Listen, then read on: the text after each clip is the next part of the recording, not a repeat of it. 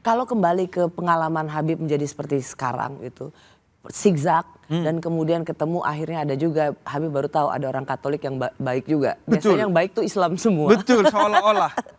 Nah, percakapan apa atau dialektika apa yang justru dari orang yang berkeyakinan berbeda atau agamanya beda justru bisa mengembalikan seorang Habib Djafar menjadi seorang yang toleran? Bukan percakapan, tapi sikap. Karena itu yang lebih penting dari pesan adalah kesan. Pesan itu belum tentu berkesan, tapi kesan pasti bernilai kesan. Apa itu? Artinya ketika saya berhubungan dengan dia di SMP saya, relasi saya begitu hangat dengan dia. Bagaimana kemudian dia mengingatkan saya ketika waktu sholat. Bagaimana dia berbagi kepada saya ketika saya butuh. Bagaimana dia menemani saya ketika saya jalan pulang. Karena SMP saya negeri dan tidak mudah menjadi orang Arab di SMP negeri yang justru menjadi minoritas. Itu pembelajaran juga bahwa bagi saya tidak seharusnya ada mayoritas dan minoritas. Kita semua setara. Mayoritas itu fakta, tapi mayoritarianisme itu adalah keburukan yang ada. Karena itu seringkali ketika ada terjadi aksi intoleransi, jangan bilang bahwa ini dilakukan oleh kaum mayoritas. Enggak. Misalnya mayoritas muslim itu toleran. Yang menghancurkan toleransi itu mayoritarianisme. Yang mayoritarianisme ini bisa ada di diri siapapun.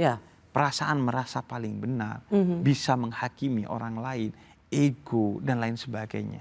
Oke, siapa nama temennya itu jadi yang membuat mengembalikan suara Hendra. Hendra, seorang Katolik. Seorang Katolik. Mas Hendra, terima kasih. Betul. Anda sudah membawa nama baik Katolik. Itu dong.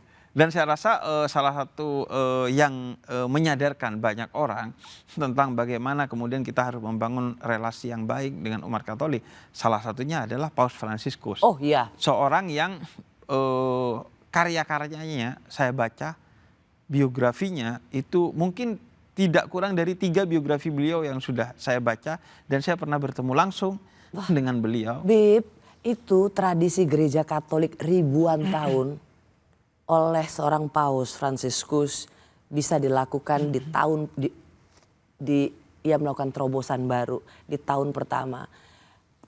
Umat Katolik itu ada namanya Kamis Putih sebelum Paskah. Itu menceritakan soal Yesus Kristus yang mencuci kaki para rasul. Itu ribuan tahun itu pasti hanya umat sendiri atau para kardinal, orang Katolik. Kalau apa yang dilakukan oleh Paus Fransiskus? Mencuci kaki umat Muslim, mencuci kaki narapidana Muslim, mencuci kaki seorang perempuan Muslim imigran. Itu tradisi ribuan tahun. Ia ganti dengan satu tradisi yang mengubah wajah gereja Katolik. Dan itu soal kesan kan? Bagaimana yang berhari-hari Paus Fransiskus di Indonesia bertemu dengan berbagai komunitas Muslim, tapi yang kemudian memberikan kesan tentang toleransi begitu kuat adalah ketika beliau mencium dahi imam besar Masjid Istiqlal dan imam besar Masjid Istiqlal ketika mencium juga dahi beliau. Jadi kesan itu yang dibutuhkan. Dan saya ingin melanjutkan apa yang disampaikan Mbak Rosi tadi. Kenapa saya harus menjadi lucu? Kenapa saya harus belajar public speaking? Untuk kemudian bukan hanya memperluas pemahaman orang tentang Islam, agar saya bisa menjadi Hendra dalam versi Islam yang memberikan kesan kepada orang bahwa Islam itu agama yang toleran, tapi juga agar kemudian agama itu tidak stuck di ritual saja. Persis, ya. Ada yang utama lebih daripada sekedar ritual. Vatikan menjadi pusat ritualitas, tapi Vatikan menjadi pusat humanisme, kemanusiaan. Itu diperkenalkan secara besar oleh Paus Fransiskus. Karena itu saya ingin mendorong kita bukan hanya saleh secara ritual, tapi saleh secara sosial dan puncaknya saleh secara spiritual. Saleh secara spiritual artinya Tuhan ada di hati kita, kita gak ngejudge orang lain.